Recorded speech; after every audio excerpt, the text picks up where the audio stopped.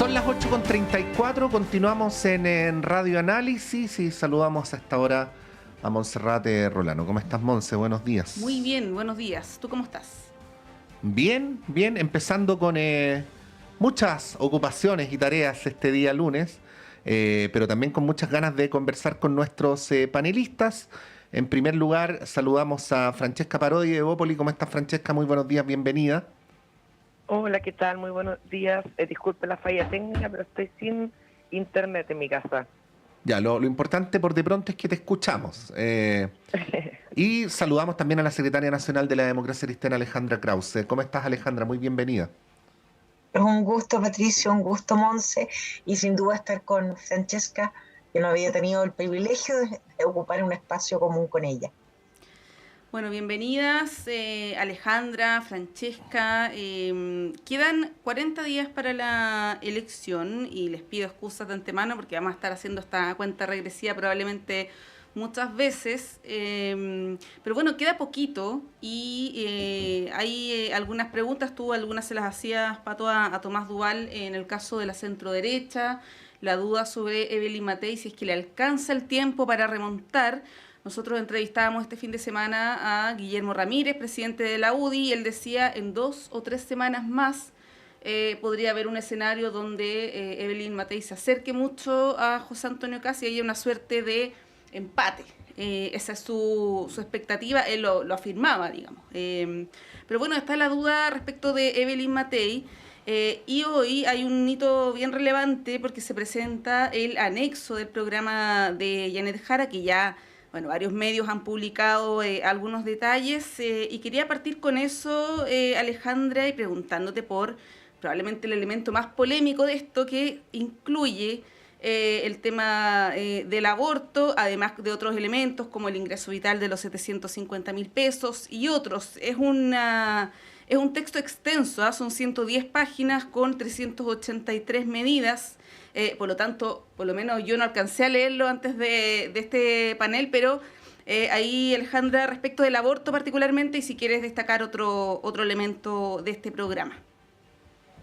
A ver, a propósito del aborto, y nosotros lo señaló el día viernes nuestro presidente nacional al retirarse del encuentro y posteriormente, en mi caso, durante la jornada de trabajo, y tal cual como lo hemos señalado en otras, digamos, desde el comienzo, desde que la Junta Nacional de la Democracia Cristiana adhirió a la candidatura de Janet Jara, que el aborto, como otros temas, y fundamentalmente de carácter valórico, nosotros no nos íbamos a excluir de los debates.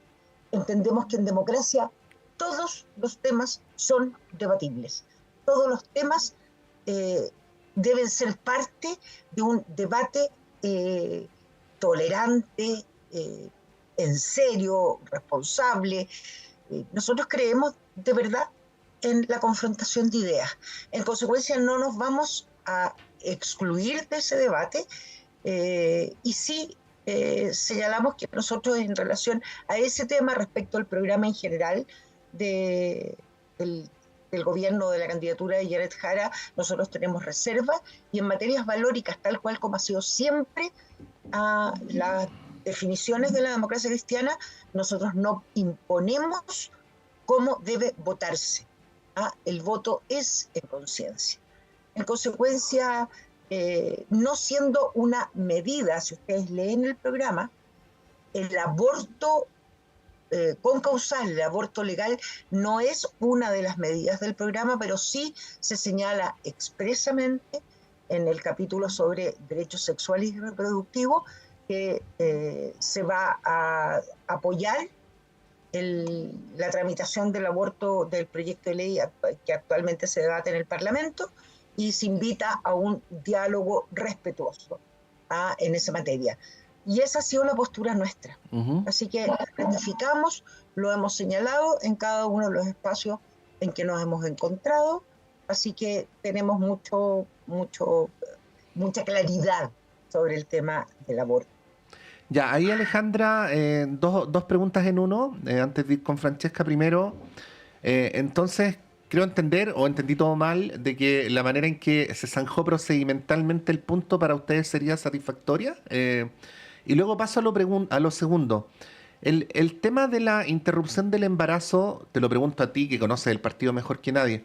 ¿Al interior de la democracia cristiana es consensual o también hay diferencias internas sobre el punto?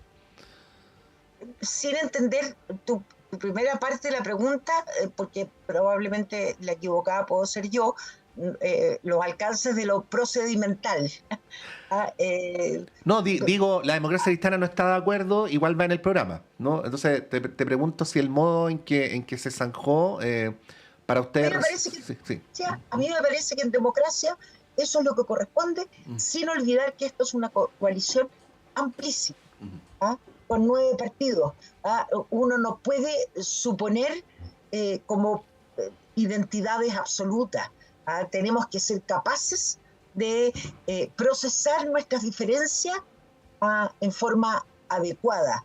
Y yo hace un par de años atrás, junto con Alberto Undurraga, escribimos una columna en un medio, en el Mercurio, donde justamente planteábamos que para efectos de construir, digamos, procesar una coalición amplia de gobierno y construir un programa con propósitos comunes para ofrecerle al país, teníamos que incorporar las reservas que nos parecen razonables de esa manera. Y en relación a la posición del partido, efectivamente, como tú muy bien señalas, en la democracia cristiana no existe una sola posición respecto de esta materia. No lo fue a propósito de la interrupción del embarazo en 3 causales y tampoco lo va a ser en esta oportunidad. Pero sí estimamos que debemos realizar un debate y una reflexión profunda sobre esta materia u otras. Sí, bueno, Francesca, ¿cómo ves lo del programa de Janet Jara? Y te aprovecho a preguntar también por tu candidata, Evelyn Matei, ¿cómo la ves si es que eres tan optimista como el presidente de la UDI? Aquí Tomás Duval decía que era difícil que Evelyn Matei pudiera dar vuelta al partido, por así decirlo, y que para hacerlo tendría que distanciarse bastante en estas semanas que vienen de posiciones de José Antonio Kast, cosa que ha ido haciendo, pero no sabemos si es suficiente. Ahí esas 2 preguntas en una, Francesca. A ver, con respecto a Evelyn Matei, soy optimista, pero no sé si soy matemáticamente optimista desde el punto de vista de este va a ser un punto de inflexión y aquí vamos a alcanzar a José Antonio Kast. Soy más reservada y quizás Guilla Ramírez tiene más información, digamos, de la interna del comando, de cuáles son las proyecciones que se pueden ir viendo con respecto al crecimiento que ha tenido Evelyn Matei, que efectivamente todavía es tímido para poder pensar en las cortas semanas que quedan, al crecimiento matemático que yo veo hoy día de poder alcanzar eso. Ahora, sin perjuicio de aquellos y sin matar al mensajero, pero siendo un poco realista con respecto al voto obligatorio en Chile, creo que todavía no es muy bien medido, digamos, desde el punto de vista de las encuestas de opinión. Yo, viendo un poco lo que ha pasado, las experiencias que tenemos son de las municipales y de las convenciones. La verdad que no sé si las encuestas han reflejado muy bien al día de hoy, y esto no es por echarle culpa a la gente que hace encuestas bajo ningún punto de vista, pero creo que el voto obligatorio amerita, digamos, que la cocina de las encuestas, que las tienen, se vaya poniendo más fino con el paso de las experiencias electorales previas, que todavía creo que son pocas. Y esto puede ser incluso más negativo o más positivo para mi candidato o para otro. No estoy con esto diciendo las encuestas no entienden nada, no, todo lo contrario. Pero sin embargo creo que se tiene que ir afinando la herramienta en base a un electorado que todavía es bastante nuevo desde el punto de vista de su comportamiento. Así que no sostengo lo que dice Guille Ramírez, tampoco lo niego, pero probablemente él tendrá más información con respecto a cómo se ha ido moviendo las diferentes encuestas y las proyecciones que se hacen. Coincido que requerimos una mayor diferenciación con este caso, con la candidatura de José Antonio Kast. Creo que hubiera sido deseable desde un principio marcar esas diferencias. Y creo que se ha ido haciendo, no sé si al ritmo que se debería, pero siento que todavía estas 40 días que nos quedan por delante es un terreno que, si bien ya es cada vez más acotado, todavía permite ciertos márgenes de maniobra que espero que se tomen. Creo y tengo la certeza que Evelyn Matei es una persona altamente preparada, y creo que sería muy bueno para el país tenerla en segunda vuelta. Sí, Eh, Francesca, ¿Perdón? dale nomás. No, y con respecto al programa de Janet Jara, creo que lo dije hace un par de semanas en este programa. Creo que el hecho de tener esa coalición tan amplia que hace mención a Alejandra, a quien aprovecho de saludar, claro, puede ser algo que tú, si lo piensas a priori, es una buena noticia, pero creo que efectivamente es la buena noticia con los grandes problemas también, cuando hay aquellos puntos rojos, y por eso yo también soy muy positiva desde el punto de vista de nosotros no haber hecho esa gran coalición, en este caso con republicanos y el Partido Nacional Libertario, porque creo que sí tenemos líneas que son rojas y que hubiera puesto mucha dificultad para poder tener un programa en común que no solamente nos hiciera sentido a nosotros, sino que también le hiciera sentido al país. Y ahí el hecho de ir en candidaturas diferentes es porque representamos proyectos políticos diferentes. Quizás ahí le preguntaban a Alejandra por el caso puntual del aborto, pero supongo que habrán otros temas que también son relevantes desde el punto de vista de qué es lo que tiene que ir o qué es lo que no tiene que ir en un programa. Y ahí yo me siento muy cómoda con el programa de Evelyn Matei, no así con, por ejemplo, un programa en este caso José Antonio Caz, donde tiene, por ejemplo, algunas dudas, dudas por decirlo así, o algunas retrocesos con respecto a la nueva reforma de pensiones, que yo creo que es una buena herramienta para el país, un avance, probablemente insuficiente, y habrá que avanzar más y habrá que tomar otras medidas, pero el hecho de aquellas líneas rojas, yo creo que en el programa, por lo menos de los partidos que estamos dentro de la campaña de Evelyn Matei, nos sentimos cómodos. Y yo creo que en la salida final de este anexo al programa de Janet Jara, no tengo ninguna duda que va a generar en algunos ámbitos políticos algunos resquemores o algunas eventuales críticas, porque finalmente lo que se hace es buscar esa superioridad matemática, que yo creo que no sé si me parece tan sincera desde el punto de vista de lo que realmente se quiere hacer. Janet Jara ha tenido bastantes contradicciones con sus propias posturas, y ahora obviamente consensuar tantos partidos creo que debe ser una dificultad, y también supongo que las presiones dentro de la propia gran coalición de Janet Jara debe tener también sus presiones internas. Sí, solamente mencionar a propósito de la entrevista a Guillermo Ramírez, que la pueden revisar en nuestro diario electrónico. Él menciona esto con bastante optimismo, pero también, a su vez, dice que Evelyn Matei no debiera salir a enfrentar a José Antonio Cast, Claro. que contrasta con lo que plantea también Tomás Duval. Más que enfrentarlo, sino que salir a diferenciarse, dice Duval. Sí, muy interesante la entrevista de Guillermo Ramírez. Igual yo confieso que me sentí desorientado cuando la leí, porque él dice, si la tendencia se mantiene, vamos a terminar empatados en 2 o 3 semanas con José Antonio Caz. De hecho, me vino la inseguridad de si yo estaba mirando bien las encuestas, pero yo esa tendencia no la veo. Es que lo que pasa ahí, Sí, sí, claro, lo que pasa es que un poco también, si tú te fijas en las encuestas que son las más conocidas, hay semanas en que tú ves que efectivamente José Antonio Caz se mantiene, otras baja, en otras Evelyn Matei sube, en las otras se mantiene o baja. Entonces, efectivamente, por eso te digo que todavía creo que las encuestas, si bien no creo que estén erradas para nada, creo que van mostrando tendencia, pero no sé si reflejan fielmente los números que hay detrás. Ujú.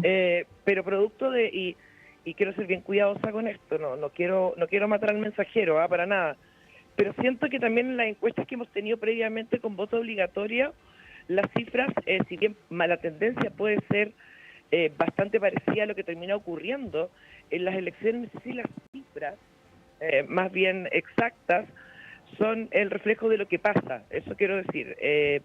Entonces yo creo que ahí todavía nos falta todavía prenderle la mano más con las votaciones obligatorias, que es algo nuevo.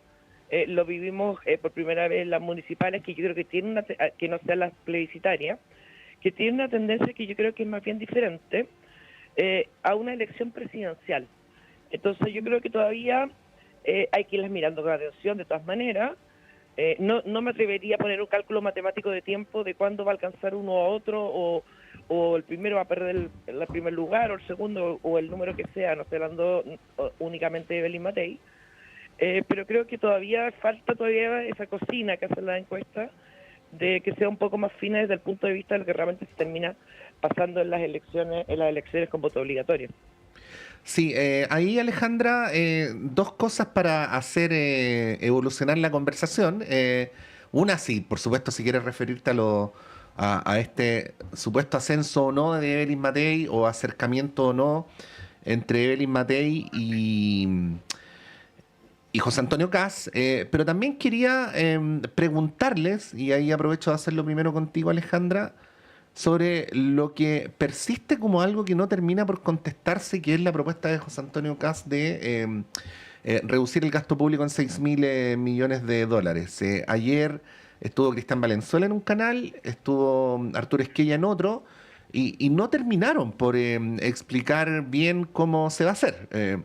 Digo, bueno, No lo explicaron para nada. no, digo yo, no es tan difícil explicar cómo, ¿no? Pero llevamos varias semanas en lo mismo.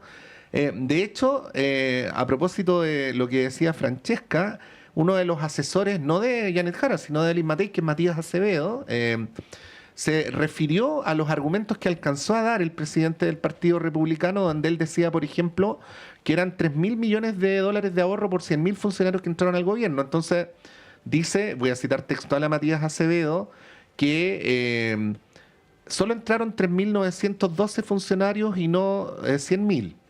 Que si se despide a todos, el ahorro sería de aproximadamente 120 millones. O sea, dólares, claro. 25 veces menos que lo que se está proyectando según el cálculo que hace el presidente del Partido Republicano. Bueno. No, y dice al final, José Antonio Kast no sabe de empleo. Claro. Está dando a entender que ellos no saben cómo se maneja el Estado. Exacto. Al menos en empleo público, José Antonio Kast no sabe. Eso dice textual Matías Acevedo. Y no creo que sea una fijación, porque el gasto público, a propósito de la discusión presupuestaria, es una conversación central para efectos de cómo se conduce el Estado. Y Matías Acevedo, que fue DIPRES también, sí, de Sebastián Piñera, así que habla también con cierto conocimiento. Alejandra. A ver, respecto a las encuestas y la posición en cuanto se encuentra Evelyn Matei, yo creo, y me pasa más o menos lo mismo, que me cuesta ver la posibilidad de este empate, ya no técnico, sino que sería electoral, entre Kast y Evelyn Matei. Me cuesta. Nada, uno no es pitonizo, tenemos las encuestas tienen determinados alcances, sabemos que hay voto obligatorio en esta oportunidad, pero, insisto, me cuesta. Es demasiado persistente este tercer lugar de ella, demasiado claro, y entonces me cuesta, y creo que el optimismo del presidente de la UDI es natural que lo sea así. Yo no podría tener una candidata presidencial respecto a la cual yo, presidente, estuviera golpeando el resultado. Respecto de Kast, algo se empieza a omitir de los debates. Empieza a no querer participar de determinados programas de televisión que de una u otra manera lo colocaría en una situación en que debe enfrentar con honestidad, al menos aparente, a los periodistas que los consultan. Ya no puede eludir respuestas concretas, no puede quedar solo en el eslogan, nosotros reduciremos tal cosa. No, ¿cómo lo va a hacer? Y eso no lo ha dado, primero porque la propia Matei fue clarísimo. Hoy día es Matías Acevedo, son otros quienes van demostrándole a la imposibilidad de cumplir en 18 meses, a menos que esté dispuesto a aceptar políticas públicas que van en beneficio de la ciudadanía, derechos sociales. Si no hay otra forma, efectivamente afectaría a la PGU, porque no hay otra forma. En consecuencia, yo creo que José Antonio Kast no midió las consecuencias que era proponer al país determinadas fórmulas, siguió las pautas de Milei, o aparentes pautas de Milei, o tipos de Milei o Trump, sin saber que en este país eso no podía ocurrir. Eso no podía ocurrir. En consecuencia, creo que tiene un problema cierto José Antonio Kast. Un problema cierto ya no solo quedar en eslogan, sino que quien quiere gobernar debe decir cómo lo va a hacer, cómo sus compromisos se van a cumplir. Y yo que he participado activamente en la elaboración del programa, este complemento del programa, porque no hay que olvidarse que el 18 de agosto fue la publicación del programa y este es el digamos, el complemento. He participado, bueno, en la comisión laboral por un lado, pero también en mi condición de secretaria general, de las cosas que se ha ido siendo muy riguroso en el trabajo al interior del comando de Janet Jara, es justamente decir, bueno, está bien, aspiramos a esto, pero ¿cómo lo vamos a hacer? La ciudadanía, las personas, Patricio, Monse, Francesca, si hay algo que ya no se les puede comprometer, algo que no se es capaz de cumplir. La falta de confianza, el debilitamiento de las instituciones es porque la ciudadanía, los electores, las personas se empiezan a alejar de la democracia al final, porque no se les cumple, porque lisa y llanamente no se les cumple. Entonces, en el comando ha sido reiterativo de quienes hemos participado, de los distintos partidos. Y ahí es donde quiero decirle, digamos, compartir con Francesca, que no puedo compartir con ella esta apreciación de la dificultad que significa una coalición amplia, amplia, donde de una u otra manera las distintas visiones diversas, existiendo pisos comunes absolutos entre las 9 fuerzas políticas que conforman esta nueva coalición liderada por Janet Jara, de alguna manera justamente dan garantías de gobernabilidad, porque esa es la complejidad de un país para resolver las demandas sociales. En consecuencia, justamente esa amplia coalición. ¿Y saben por qué refiero a esto? Cuando recuperamos la democracia, la concertación de partidos por la democracia, éramos partidos políticos, movimientos políticos, que habíamos sido incluso adversarios en momentos, pero que entendíamos que teníamos un propósito común, una épica común. En consecuencia, eso permitió efectivamente, en paz, recuperar la democracia, incluso en las reglas que nos imponía el propio dictador, Pinochet, a través de su constitución. Y esa amplia unidad, ese propósito común fue lo que permitió el resultado del plebiscito que ayer volvíamos a recordar. En consecuencia, justamente son estas amplias coaliciones porque sabemos que en el Parlamento, que es el lugar donde se resuelven las demandas sociales, requerimos pactos políticos con propósitos comunes. Entonces yo en eso tengo una diferencia con Francesca. Y no puedo pasar, y esto es lo último que no puedo pasar sin mencionar, a propósito de lo que son estas amplias coaliciones o la búsqueda y fortalecimiento de la democracia, que hoy se conmemoran los 50 años del atentado que sufrió don Bernardo Leighton y su señora en Roma, que fue parte de la Operación Cóndor, en la cual la policía secreta, la DINA, de nuestro país, se coordina con grupos fascistas italianos para intentar asesinar a don Bernardo. En definitiva, no lo asesinan ni a él ni a su señora, pero destrozan 2 vidas. Y solo por acallar ideas. solo para no permitir la reorganización de lo que significaban las fuerzas democráticas para recuperar la democracia en el menor tiempo posible. Sí, ¿Por qué lo recuerdo? Porque creo que son temas esenciales que de una u otra manera vuelven a reiterarse en los tiempos, a través de los tiempos, y no podía, respecto de un hombre como era don Bernardo, no recordarlo frente a ustedes hoy día. Sí, pues bueno, ahí bien breve, no lo mataron, pero le dejaron secuelas irreversibles. De hecho, no pudo retomar nunca más su trabajo político, ¿no? Sí, bueno, a propósito de lo que decía también Alejandra, ayer se cumplieron 37 años desde el plebiscito del no, del 5 de octubre, que pasó bien sin pena ni gloria, una fecha que es tan importante, que en otras ocasiones por lo menos los partidos políticos han tenido alguna actividad de conmemoración o de celebración. Esta vez no existió aquello.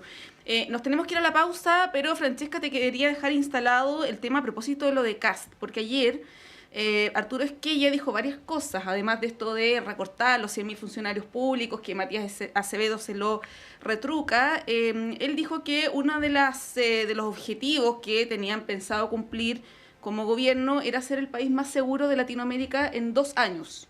Yo no sé en qué ranking está Chile, pero me imagino que no están los más de más abajo.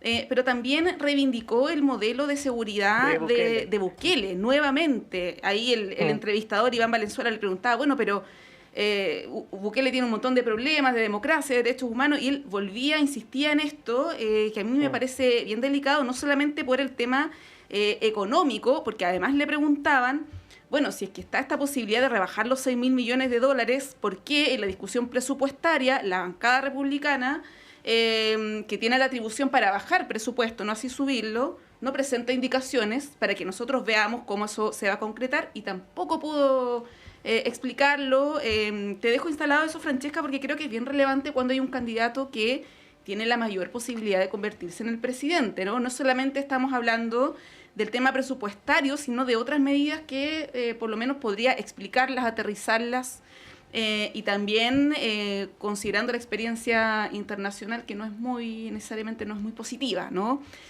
Son las 9:02, hacemos un breve corte y volvemos en unos minutos.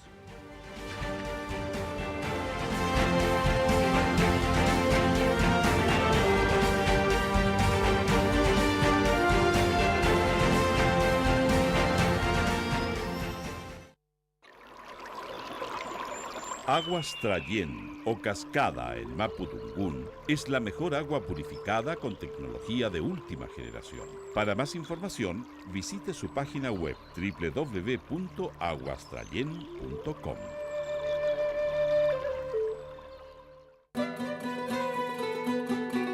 Radio Universidad de Chile, 102.5 en la banda de frecuencia modulada, te invita a escuchar Caleidoscopio de la Salud,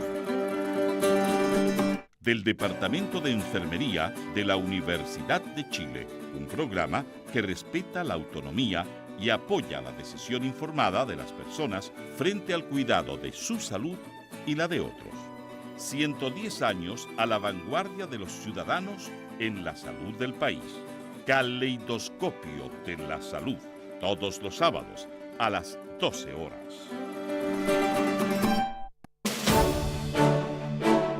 Tiempos que muerden. Un espacio de entrevistas y diálogos para reflexionar en torno a nuestra época y estos tiempos convulsos, por Radio Universidad de Chile, con la conducción de Faride Serrano. Sintonízanos todos los lunes a las 16 horas en el 102.5 FM y radio.uchile.cl.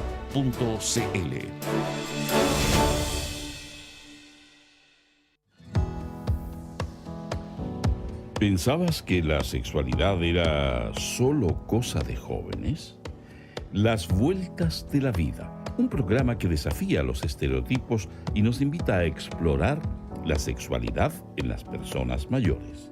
Hola amigos y amigas, soy Johnny Acevedo Ayala, profesor asociado de la Facultad de Medicina de la Universidad de Chile, y les invito a escuchar cada martes a las 11 de la mañana Las Vueltas de la Vida, sexualidad de las personas mayores. Prepárate para una mirada sincera y reveladora sobre un tema que nos concierne a todos y todas.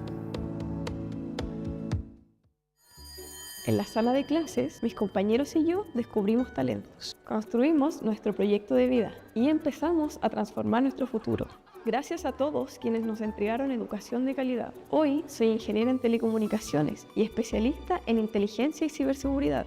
Gracias a mi colegio cumplí mi sueño. 12 colegios, 14.500 estudiantes, 1.600 educadores. Fundación Belén Educa, 25 años cumpliendo sueños.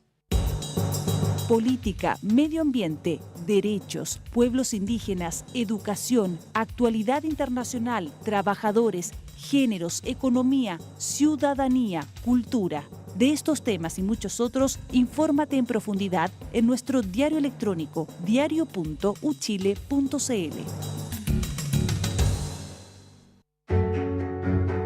No te pierdas Debate Social, el programa de conversación y debate que analiza la realidad nacional, especialmente en el ámbito social. Hola, soy Luis Mesina, conductor del programa Debate Social que todos los días viernes a las 16 horas se transmite a través de Radio Universidad de Chile. Te invitamos a participar y a escucharnos. Acompáñanos y sé parte del diálogo que marca la diferencia. Viernes, 16 horas, en Radio Universidad de Chile.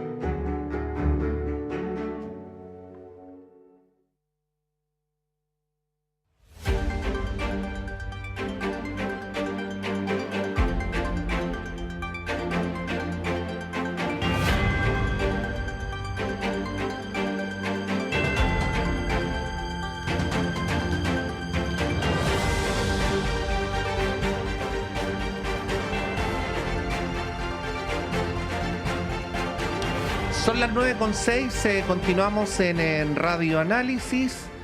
Y bueno, vamos a retomar los temas que enunciaba Monse en el antes de terminar el bloque anterior con Francesca Parodi, y al respecto dos cosas. Primero, Francesca, obviamente tú luego di lo que quieras, pero déjame decir algunas cosas introductoriamente. Respecto a lo de Bukele, en estos momentos se encuentran en El Salvador 90.000 personas detenidas desde que entró en vigencia el llamado régimen de excepción. Cuando se le preguntó al presidente cuándo los van a liberar o cuándo va a haber juicio, dijo: no los vamos a liberar ya ni nunca. El 16 de agosto pasado, la Asamblea Legislativa, que como se sabe está bajo su casi absoluto control, aprobó una serie de reformas a la llamada Ley contra el Crimen Organizado, entre las cuales se permite que los detenidos, que recordemos que hoy día en El Salvador es legal detener a alguien sin cargos, incluso si acaban siendo inocentes, la ley faculta a las instituciones para que tengan hasta 7 años en la cárcel a las personas antes de que conozcan su veredicto final. Ese es el modelo. Y ojo, que no estoy hablando de ninguna política de Bukele, de ninguna otra área que sea aquella a la que estrictamente se refirió Arturo Esquella. No, además él decía: yo estuve en El Salvador, por lo tanto lo hablaba con conocimiento, sí. No es algo como que se informó por la prensa, digamos. Ya, esa es la política del presidente Bukele, sin adjetivos calificativos, es una descripción textual de cómo opera, ¿no? Y respecto a esto de que vamos a convertir al país más seguro a Chile en el país más seguro de América Latina, a mí en general como periodista me parece que las opiniones son libres, pero hay que hacerlas sobre una mínima base material. Y la mínima base de la realidad es que hoy día, guste o no, nos reten o no, la gente piense otra cosa o no, Chile ya es uno de los países más seguros de América Latina. Eso es lo que dicen los datos duros. De hecho, fue publicado hace 3 meses atrás uno de los indicadores más creíbles a nivel mundial, que es el índice de paz global, que mide la seguridad de 156 países en el mundo, y 163, perdón. Y en lo que respecta a América Latina, Chile aparece en el 4º lugar. Esa es la realidad actual, más allá de los climas mediáticos, en fin, bueno. Disculpa lo largo de la introducción, pero era para aportar con un poquito de datos duros a la conversación. Francesca, ahora la palabra es toda tuya. No, y me parece muy, muy importante lo que menciona, porque efectivamente cuando yo escuché la entrevista ayer de Arturo Esquella, efectivamente cuando tiende a hablar de seguridad, tiende a decir lo sorprendido que habían quedado con El Salvador, o sea, aparte de ahí el comentario, como casi El Salvador como modelo de si se puede, así como un poco Yes We Can de Barack Obama. Y yo no puedo estar más de acuerdo en tu análisis, o sea, tus datos, Patricio, y efectivamente yo creo que el Estado de Derecho, como lo entendemos nosotros por lo menos, en El Salvador está a lo menos más que cuestionado con respecto a lo que se hace particularmente en las cárceles. Son personas que se meten presos por tener tatuajes, son personas que no tienen un proceso ni cargos, sino que un poco el olfato de la persona de turno que los toma presos y los mete en una cárcel, creo que no es absolutamente camino y creo que es algo que tenemos que tender a huir de ahí. Creo que la seguridad, y creo que en Chile en particular, la seguridad se fortalece con más Estado de Derecho y no menos Estado de Derecho. Y creo que ahí tengo una diferencia insalvable, obviamente, con el modelo El Salvador y particularmente con el modelo que en este caso está dejando entrever José Antonio Kast, que creo que todavía se queda muy en eslogan. Creo que lo de la rebaja de los 6.000 millones de dólares en el servicio público, que es un eslogan, porque efectivamente no lo indica cómo, o Chile el país más seguro de Latinoamérica, independiente de los espacios que está ocupando hoy día. Creo que es un hecho que la percepción de seguridad y los hechos de seguridad creo que también hace pensar por lo menos que la situación dentro del país está mal. Eso independiente que nos podamos comparar con nuestros vecinos y decir, bueno, estamos mucho mejor. Pero también creo que es algo que hay que hacerse cargo. Entonces, con respecto a esto, yo creo que nuevamente es un poco el modelo que ha planteado José Antonio Kast desde el punto de vista de su campaña. Él tiene muchos eslogans. Él tiene el plan no sé cuantito, el plan no sé cuantito, el plan no sé cuantito, que nunca sabemos lo que hay del plan. Parece más como una compañía telefónica, digo yo, pero no explica los planes. Yo creo que lo que le decía ayer Iván Valenzuela, Arturo Esquella, de que se dio una gran oportunidad de que se presentaran las indicaciones al presupuesto para ver dónde va a bajar los 6.000 millones de dólares, podría ser incluso una gran oportunidad para el propio José Antonio, si es que realmente cree que eso es posible y factible, y no solamente una promesa de campaña. Pero yo creo que el silencio cómplice ahí de alguna manera te dice que no lo tienen tan claro, o si lo tienen tan claro, no es tan sincero como lo han expresado, de que no va a haber recortes, y mucho menos en la PGU, porque sacaron los corazoncitos con los que andan haciendo campaña de cuánto aman la PGU hoy día. Entonces, yo tiendo ahí a pensar con cierta diferencia, y creo que, como bien decía Alejandra, cualquier propuesta yo creo que hoy día se exige, y sobre todo porque yo creo que hoy día los medios de comunicación también son mucho más, hacen mucho mejor su trabajo desde el punto de vista de poder contrarrestar aquello. José Antonio efectivamente se ha limitado a quedarse los titulares y con respuestas de repente un poco infantiles, es decir, que no va a explicar cómo para que no se lo copien. Y muy brevemente con respecto a lo que dijo Alejandra, con respecto a esta gran coalición y sacándome el tema de el plebiscito del sí y el no. Creo que las circunstancias políticas eran bien diferentes en ese momento, y creo que la unidad contra una dictadura que fue brutal, creo que ameritaba efectivamente de que muchos se aliaran. Creo que la situación política hoy día es diferente. Creo que las políticas públicas o los rumbos de país que integran los diferentes partidos, por algo la propia democracia cristiana no estuvo en el gobierno, creo que hay matices bastante diferentes. Creo que no estamos ante esa situación, afortunadamente. Creo que hay que honrar a todas aquellas personas que dieron la cara valientemente en el plebiscito del no, incluso desde mucho antes. Pero creo que hoy día sí hay matices. Entonces creo que hoy día una coalición tan amplia no es la coalición del sí y el no, sino que creo que es más desde qué punto queremos mirar Chile, hacia dónde queremos ir, donde por cierto hay muchos partidos políticos genuinamente empujan el carro para donde creen hacia donde creen que le hacen mejor al país. Entonces por eso yo también celebro esta coalición no amplia, en este caso del parte, digamos, de los partidos de oposición al gobierno, porque hoy día siento que ser oposición al presidente Gabriel Boric no es suficiente para gobernar. Y ahí también resalto la solidez que tiene Evelyn Matei versus, en este caso, a José Antonio Kast, donde creo que hay más eslóganes que realmente medidas reales. Y lo de Bukele, francamente, más allá, obviamente, de la necesidad de que el país avance en seguridad, y ahí coincido, Creo que las formas sí son muy importantes y creo que hoy día reivindicar modelos como el de Bukele, particularmente en temas de seguridad, creo que es todo lo que no está bien para un país como el nuestro, que necesita más Estado de Derecho y no menos Estado de Derecho. Y que tenemos un contexto bien distinto al de El Salvador también. Bueno, a propósito de José Antonio Kast, hay una teoría que ustedes podrán referirse si le dan alguna verosimilitud, de que el gobierno estaría apostando porque Kast pase a segunda vuelta, ya que, como lo que ocurrió en el 2021, Janet Jara tendría más posibilidades en una segunda vuelta, que es una elección totalmente distinta, con José Antonio Kast. Y hay otras teorías todavía más audaces, que ayer lo dijo el ex presidente del Partido Radical, hoy en Demócratas, Carlos Maldonado, de que el gobierno estaría apostando para que gane José Antonio Kast y que Gabriel Boric pueda erigirse como líder de la oposición y luego presidente los años que quedan, ¿no? Posteriores, digamos, a esta elección. Lo menciono porque es algo que yo he escuchado harto en oficialismo, pero principalmente en la oposición, y que también lo mencionan a raíz de esta arremetida bien potente que tuvo el presidente en la cadena nacional. Bueno, Alejandra, respecto del presupuesto ya propiamente tal, no sé si tienes algún comentario. Ha habido harta crítica, por ejemplo, a esta glosa de libre disposición para el próximo gobierno.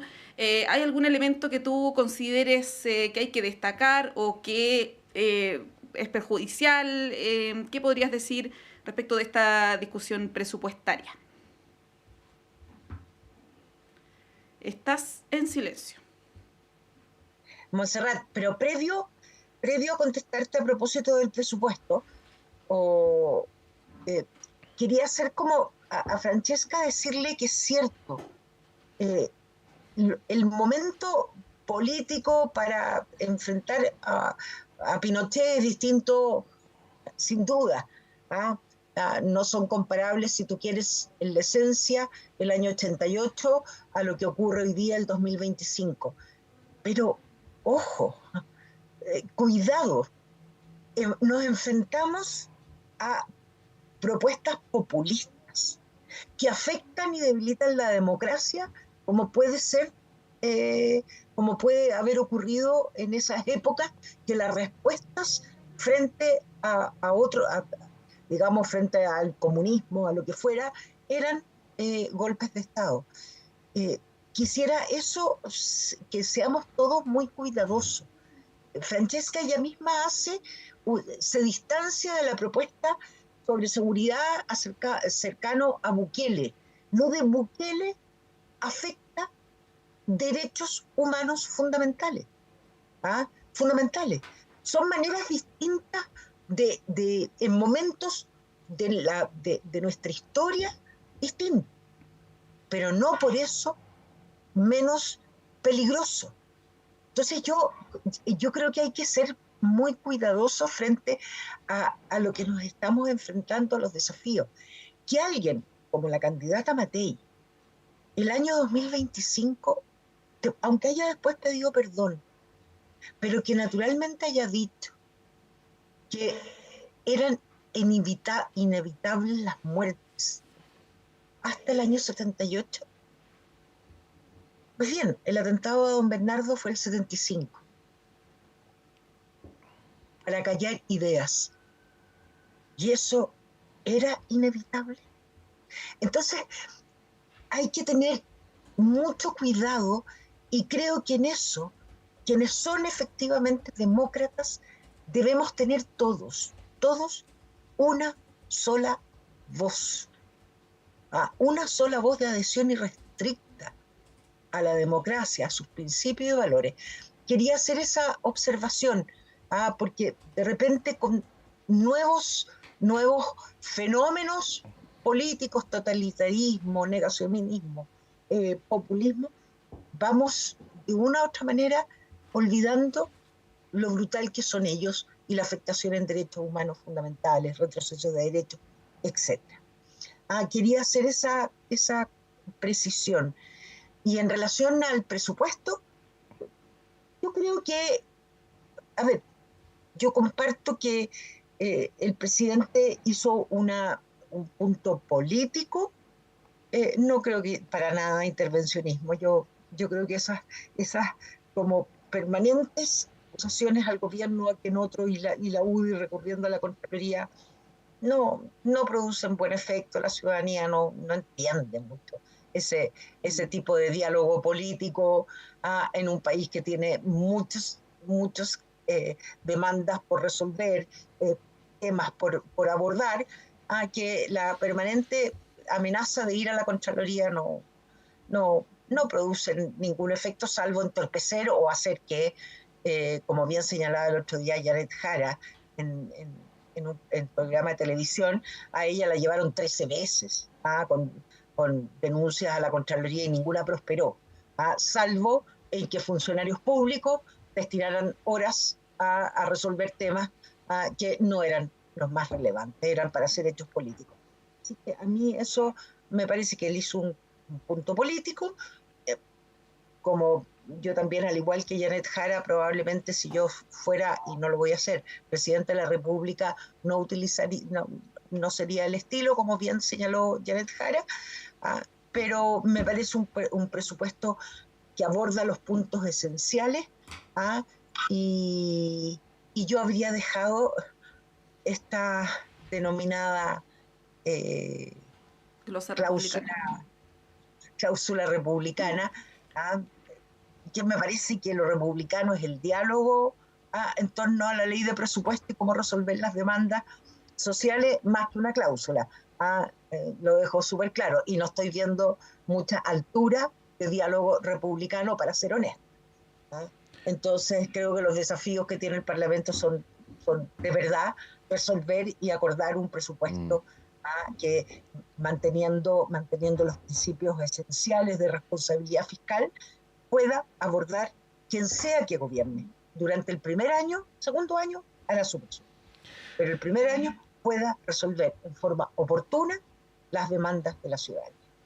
Bueno, queríamos dejar los últimos minutos para preguntarles cómo están viendo el caso de Bernarda Vera. Ha habido algunos representantes de la oposición, yo menciono al diputado Alessandri, pero no solo él, que han sido bastante duros, incluso en algunos casos han anunciado acciones judiciales para el esclarecimiento de este caso. Y bueno, yo más temprano exponía una cierta paradoja en el caso del diputado Alessandri, quien ha planteado que no lo hace por negacionismo ni por cuestionar los derechos humanos, sino por el principio de la probidad en la utilización de los recursos del Estado. Principio que, entre paréntesis, es consensual. Nadie podría decir que está en desacuerdo con eso, ¿no? El tema es que referencialmente en las entrevistas que ha dado sobre el tema también ha insinuado, por ejemplo, que podría haber violadores de derechos humanos encarcelados injustamente, ha vuelto a reivindicar el golpe militar de 1973. Bueno, todo esto porque parece inevitable terminar hablando de lo macro cuando se habla de un caso puntual emblemático como este. Bueno, ¿cómo lo ven, Francesca? Tú primero. Sí, pero muy brevemente lo que decía Alejandra, Sí. porque coincido con su análisis. El hecho de poder, de alguna manera, dijo los demócratas, tenemos que tener una sola voz, y no puedo estar más de acuerdo, y por eso también creo que celebro y que Evelyn Matei se haya retractado a sus dichos, haya pedido disculpas, cosa que es difícil en política, alguien que pide disculpas cuando se equivoca, y también celebro tener un proyecto diferente a José Antonio Kast, exactamente por lo mismo, porque efectivamente creo que los proyectos son diferentes, y lo dije antes, yo quiero a Chile con más seguridad dentro de un Estado de Derecho más fuerte, desde el punto de vista de la aplicación del Estado de Derecho. Y ahí también le retruco a ella misma el mismo hecho de que su propia candidata presidencial ha sido muy ambigua con respecto a estos populismos o incluso a poder llamar dictadura a lo que es dictadura. Y le ha costado muchísimo el tema de Cuba, y ahí de la otra última vez que le dijo, bueno, tiene problemas con la democracia. No, es que no conoce la democracia, que es diferente, pero bueno. Así que esa voz que dice Alejandra, en la cual coincido, creo que la voz de la democracia es solamente uno, y no hay que tener dobles miradas. Entonces, ahí yo creo que también Janet Jara, no sé si es la que puede hacer más alarde de ese tema. Y con respecto a lo que mencionas del caso, creo que precisamente caemos en ese problema que mencionas, del hecho de que por el hecho de un caso puntual podemos estar incluso cuestionándonos o negando cosas que sí pasaron en nuestro país. Y por eso creo que es tan importante que se esclarezca el caso de la señora Vega, que se haga obviamente lo que se tiene que hacer para corregir eso, pero que esto no significa abrir una caja de Pandora que tenemos cerrada, que efectivamente es, aquí hubo violación a los derechos humanos, aquí hay personas que están condenadas por violación a los derechos humanos en cárceles, y que esto sea ni un paso atrás, sino que simplemente este problema micro, resolverlo desde el punto de vista de si corresponde o no corresponde, y de ahí continuar hacia adelante entendiendo de que el nunca más tiene que ser el nunca más, pero esto no empezar a dudar todo lo que hay para atrás, y lamentablemente este tipo de actos se da para que empecemos a replantearnos cosas que ya damos por asumidas, y eso yo lo veo de una extrema gravedad desde el punto de vista de poder dar retroceso en consignas que para nosotros ya deberían ser más que asumidas, pero esto sin perjuicio de poder corregir aquellas cosas que no están bien hechas, pero sin replantearnos la historia, porque yo creo que hoy día ya en el año 2025 estar hablando si el golpe o el no golpe, la violación o la no violación de los derechos humanos, creo que es un proceso. Entonces ahí, citando a la propia Alejandra, yo creo que la voz de los demócratas tiene que ser siempre solo una. Sí, ahí, bueno, Alejandra, te pregunto también como ex ministra del Trabajo y Previsión Social, y quizás a riesgo de ser panfletaria, pero es algo que me pregunto, si se pone el foco en este caso de la hija, ¿no?, de Bernarda Vera, que además todavía no está esclarecido qué es lo que ocurrió, si efectivamente es la persona que está en Argentina o no, y que puede, dentro de un margen de error, puede existir gente que haya cometido algún fraude, ¿no? Cualquier grupo humano siempre existe. Pero yo me pregunto si es que, y no sé cómo existen cuál es la experiencia comparada, pero creo que el tema de las pensiones o los beneficios que entrega el Estado es algo que debiéramos también cuestionarnos, por ejemplo, qué ocurre con las personas que están recluidas en Punta Peuco y que reciben recursos del Estado, porque no es que ellos tengan un sistema donde sus ahorros se les pagan mes a mes, sino que es plata del Estado, ¿no?, con un sistema de reparto que tienen las Fuerzas Armadas, y personas que han cometido los crímenes más deleznables que conoce nuestro país y que reciben pensiones millonarias, y yo aseguro, tendría que confirmar el dato, pero que esas pensiones son muy superiores a lo que recibe probablemente la hija de Bernarda Vera, ¿no? ¿Cómo lo analizas en ese contexto? Porque si el argumento del diputado Alessandri es la probidad administrativa, los recursos del Estado, en fin, yo creo que también habría que revisar otros casos también. Lo pregunto, ¿no? Es una duda que me surge, Alejandra. Montserrat, no puedo sino compartir absolutamente con lo que tú planteas. Ese es lo disociado de los planteamientos que muchas veces los políticos hacemos, que por afanes electorales o de pequeña política, solo hacemos un planteamiento en forma oportunista. El caso de Bernardo Vera, que se encuentra en investigación por quien corresponde, son los tribunales, las cortes de apelaciones correspondientes, los ministros en visita correspondientes, es uno entre muchísimos otros. Si alguien pretendió poner en jaque la labor del informe Rettig, a mi juicio es inaceptable, porque pretender poner en duda, como ocurrió en dictadura, la existencia de detenidos desaparecidos hoy, el año 2025, eso lisa y llanamente no corresponde. Y como tú bien señalas, ahí se hace un jaque respecto de una pensión, del caso de Bernarda Vera, que le afecta a una hija, a una pequeña, que todo indica, de ser cierto los hechos, fue abandonada y nunca más supo de su madre. Hoy, de mujer adulta conoce, porque el ministro Cordero señaló que se acercó a la familia para informarles de este hecho. Imagínense la brutalidad, imagínense de esa hija que creció convencida que su madre, por razones políticas, había huido, había desaparecido, y lo que hace es ratificar que lisa y llanamente la abandonó. Eso en aspectos humanos es brutal. Y todo se centra en Bernarda Vera, que Bernarda Vera aparentemente no quiso saber nunca más de Chile.